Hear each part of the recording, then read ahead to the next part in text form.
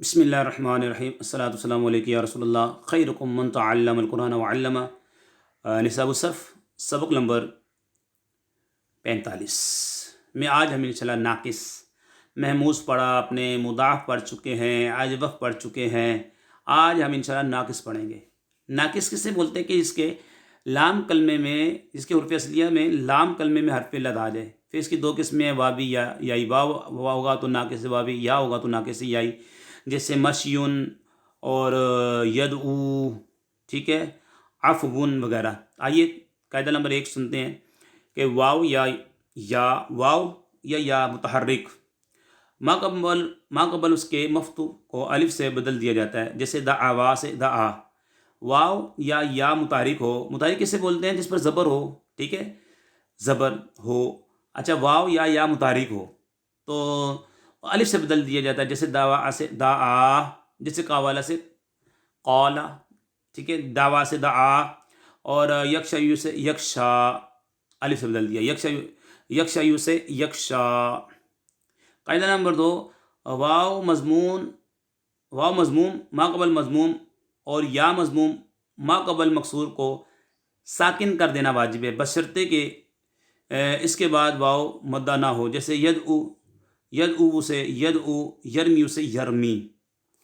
واو مضموم ما قبل مضموم اور یا مضموم، واو بھی مضموم ہو، اس سے پہلے جو حرف ہے وہ بھی مضموم یعنی پیش ہو، واو پر بھی پیش ہو، اس سے پہلے حرف ہے اس پہ بھی پیش ہو، یا پر مضموم ہو، یا پر پیش ہو، ما قبل مکسور ہو یعنی کسرہ ہو، ما قبل مکسور کو ساکن کر دینا واجب ہے، جیسے یدعو۔ اب واو بھی مضموم ہے، ما قبل بھی مضموم ہے، تو ساکن کر دیں، یدعو۔ ساکن کسے بولتے ہیں؟ ساکن بولتے ہیں جو چھوٹی سی جو دال کی طرح موڑی بھی ہوتی ہے، اس علامت کو جزم بولتے ہیں، جس پر یہ موڑی بھی علامت ہو اسے جزم ہو، اسے ساکن بولتے ہیں، جیسے یدعو۔ یہ یا واو مضموم تھا، مضموم کسے بولتے ہیں؟ جس پہ پیش دمہ ہو اسے مضموم بولتے ہیں۔ تو اب اسے یدعو پڑھا، ساکن کر دیا، یرمیو سے۔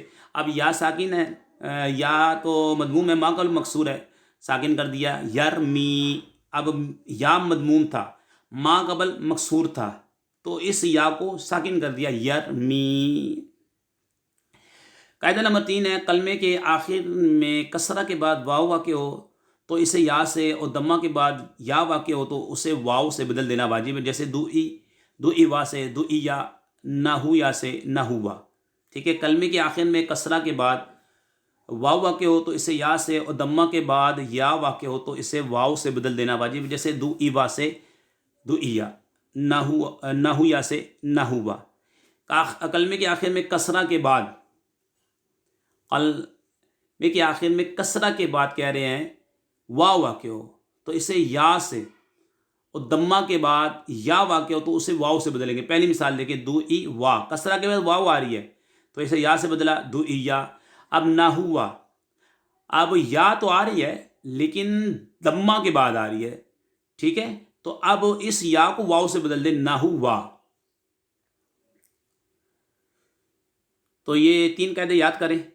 اللہ پاک سے دعا کرتے ہیں ہماری ویڈیو کو جو شیئر کرے، لائک کرے۔ حمید علی مدنی چینل کو سبسکرائب کرے، یا اللہ ان کے والدین پر اپنی رحمت نازل فرما، وما علینا الا البلاغ المبین۔